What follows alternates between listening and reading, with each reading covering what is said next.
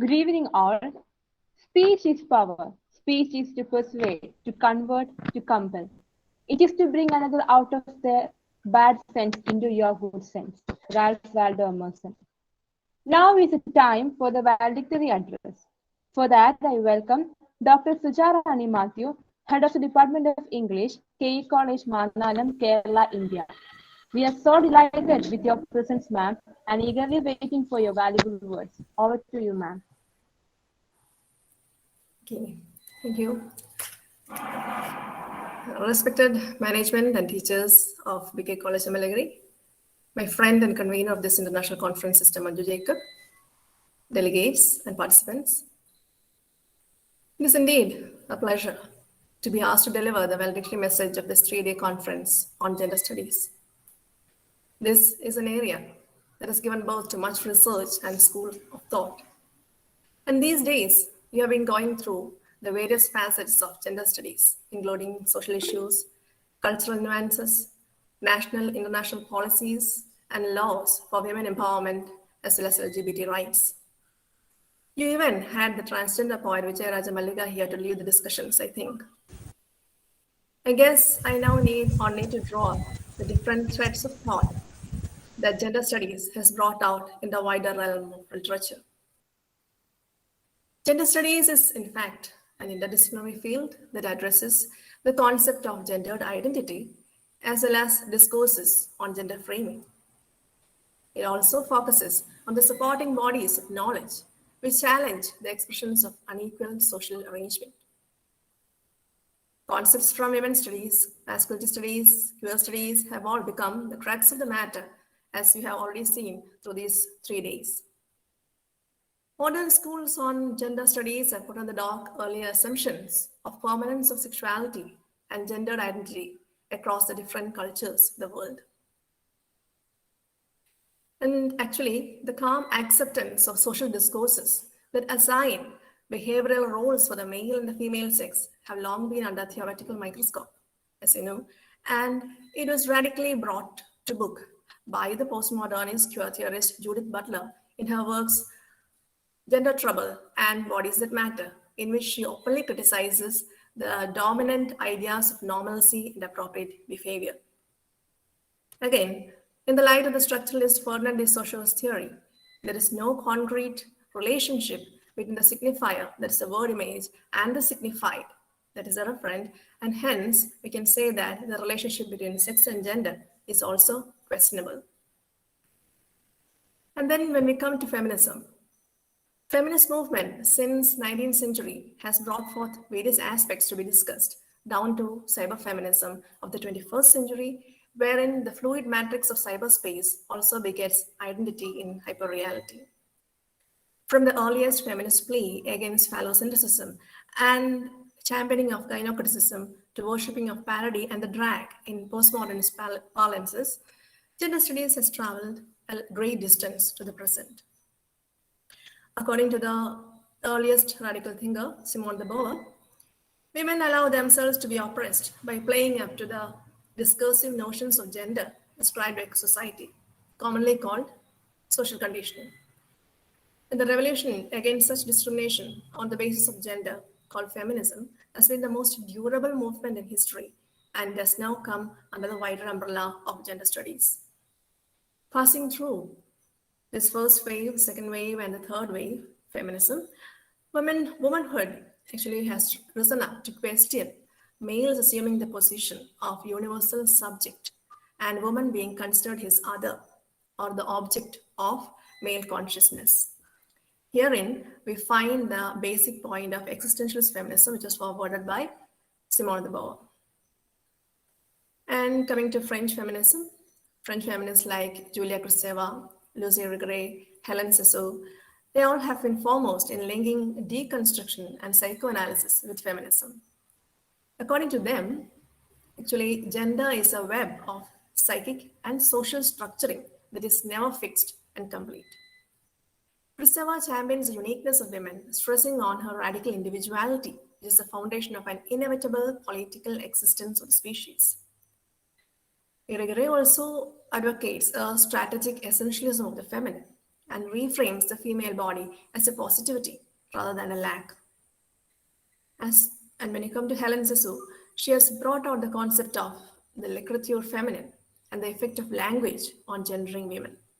She has spoken actually of the psychological and cultural inscription on the female body and the inequity to women within the language and text. The far end of postmodern feminism embraced Judith Butler's concept that gender is performance, which was later taken up by queer theorists.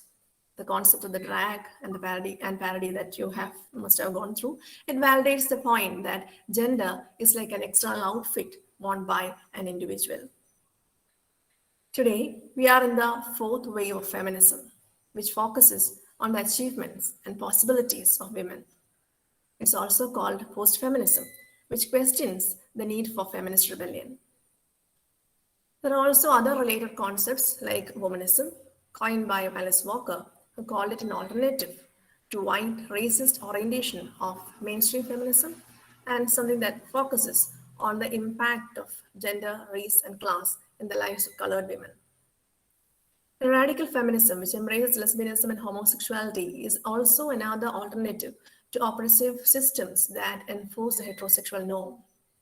The term queer signifies a rebuttal of the normative binary categorizations such as man, woman, or gay, straight, etc. It emphasizes the instability and multiplicity of gender identity labels. And this sex-gender distinction is a key word of gender studies. Here, we find that gender is a product of an array of discourses. Gender and sex are actually now considered as a cultural category which may at times overlap. Hence, we see the mixing of women's studies, masculinity studies, and queer studies under the umbrella of gender studies. And therefore, here in this conference, the critiques on body, gender, and gender constructions still enable, as you saw through these days, it enables active discussions. Both the material and abstract discourses give vent to various repressions and reflexivities of human existence. I conclude my words here, congratulating the organizing team for bringing about such a meaningful forum of intellectual debate through these 3 days of this international conference. Thank you. Such a wonderful words, ma'am. We are so pleased with your talk. We truly express our gratitude to you for accepting our invitation and taking out your precious time to share your thoughts with us. Thank you so much, ma'am. Sincere thanks once again. Have a great day, ma'am. So, thank you. The pleasure was mine. Okay. To continue the session, I would like to call Marin. Over to you, Marin.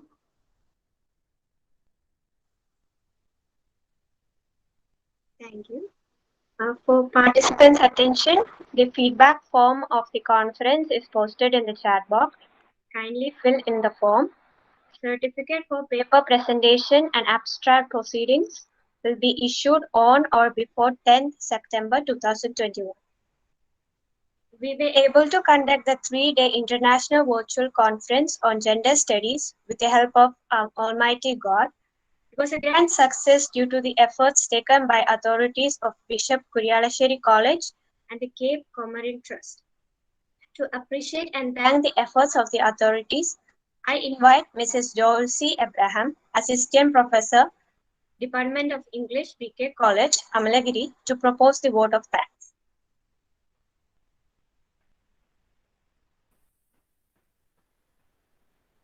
Thank you so much, Marin. A pleasant good evening to one and all gathered here. I am more than honored to present the overview and the vote of thanks of this 3-day international virtual conference entitled Gender Studies, hosted by the Department of English, BK College, in collaboration with Cape Comorin Trust. We had participants from across the world representing various teams like Chennai, Maharashtra, Delhi, Jharkhand, Bengal, Rajasthan, Bihar, Bangalore, and countries like Australia, Indonesia, Egypt, Bangladesh, Greece. We had international resource persons like Ms. Sasha Kaluri from Australia, Dr. Khalsia from Indonesia, Rania Lampo, Global Educator, Greek Ministry of Education, Dr. Nermeen Mohammed from Egypt, Santiana SS, Assistant Professor, University Silvangi, Indonesia, Dr. Sharin Shahjahan Naomi, Assistant Professor, Asian University for Women, Bangladesh. And we had erudite resource persons from other states like Dr. S.K. Ramani, Associate Professor and Head, Department of Interdisciplinary Studies, the Tamil Nadu Ambedkar Law University, Vijayaraj Mallika, the transgender poet from Kerala. We had eminent resource persons to chair our technical sessions, Dr. Gauri Mishra, Dr. Savan Singh, Dr. Kiran Kumar Nitali, Dr. Ankita Gupta, Srimati Nisa Teresa John, Dr. Sadaf Shah, Dr. C. Govindaraj, Dr. Alka Jain, Dr. Donna Elizabeth Sam, Dr. Sujitra Vashid, Dr. Shailaja Vasudeva, Dr. Jaswinder Kaur, Dr. Prashant Subhash Rao, Dr. Sister Candy Dikuna, Shraddha Singh, Dr. V.C. Prakash. Thank you so much for accepting our invitation and being part of this 3-day international webinar. I take this opportunity to thank the manager of BK College, Dr. Sister Mercy Nadumburam, Principal Dr. Leena Matthew, College Administrator, Reverend Sister Lily Rose, IQAC Coordinator Dr. Junita Verghese for all their support and guidance. This is the first international seminar organized by the Department of English, BK College.